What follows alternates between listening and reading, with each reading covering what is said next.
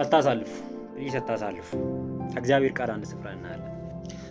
እኔ ወንድማችሁ ቃል ኪዳን እባላለሁ።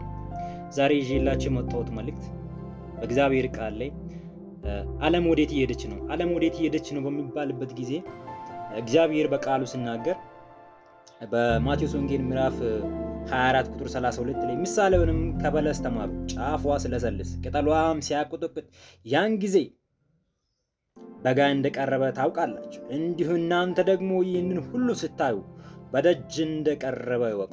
ክርስቶስ በደጅ ነው። አባት ያንኳኳል። ክርስቶስ በደጅ ነው። ክርስቶስ መምጫው ቀርቧል።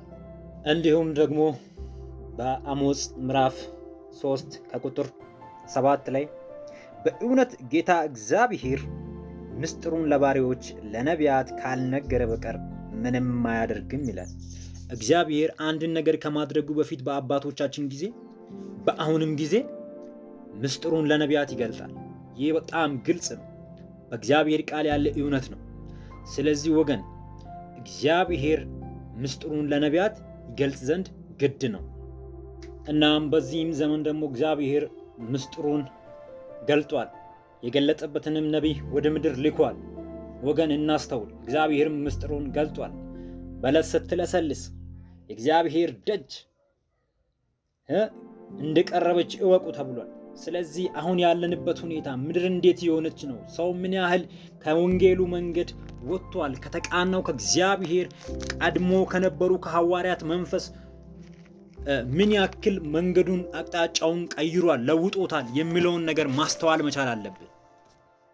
እናም በእግዚአብሔር ቃል በተጨማሪም በትንቢተ ሚልክያስ ምዕራፍ 4 ከቁጥር 5 እና 6 ላይ እነሆ ታላቁና የሚያስፈራው የእግዚአብሔር ቀን ሳይመጣ ነቢዩን ኤልያስን እልክላቸዋለሁ፣ መጥቼም ምድርን በእርግማን እንዳልመታ እርሱ የአባቶችን ልብ ወደ ልጆች የልጆችንም ልብ ወደ አባቶች ይመልሳል። እዚህ ጋር ታላቅ ቃል አለ። እንደ ያሰባበኩ ቢለይም እዚህ ጋር ያለው ቃል ደግሞ የግድ የእግዚአብሔር ታላቁ ቀን ሳይመጣ አሁን የተበላሸው ወደ አባቶች ወደ ቀድሞ አባቶች ልብ መመለስ አለበት። አሁን የተበላሸው አዋቂ ራሱ በአሁኑ ሰዓት የእግዚአብሔርን ቃል እውነት ካለማስተዋሉ የተነሳ ልጅ ሆኗል። ይህ ደግሞ መመለስ አለበት። ወደ ቀድሞ ወደ አባቶች ልብ መመለስ፣ ወደ ሐዋርያቶች ልብ መመለስ አለበት። ይህ ካልሆነ በስተቀር የእግዚአብሔር መንግስት አትመጣም።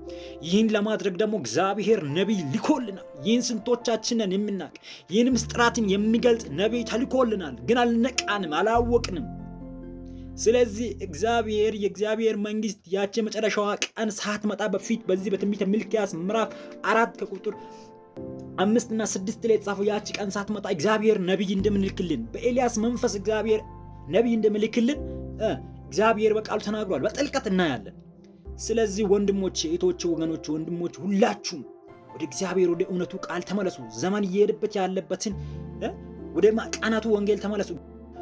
ስለዚህ ከሃይማኖት እስራት ውስጥ ውጡ። ከዲኖሚኔሽን ውስጥ ውጡ። የቃሉን እውነት ተረዱ። በሃይማኖት ካባ ውስጥ በመግባት የቃሉን እውነት አትታወሩ። ምስጢሩን ተረዱ። የእግዚአብሔር መንግስት በደጅ ላይ ናት፣ ታንኳኳለች። ወደ እግዚአብሔር ኑ፣ ጥሪዬን አቀርባለሁ። ጠይቁኝ፣ በውስጥ አናግሩኝ፣ እናወራለን። በሰፊው ማለት ነው። ብዙ የምናወራቸው ነገሮች አሉ። ለአሁኑ ይበቃናል። የጌታ ጸጋና ሰላም አይለያችሁ። ወዳቸዋለሁ። በጌታ በኢየሱስ ክርስቶስ ስም ተባረኩ።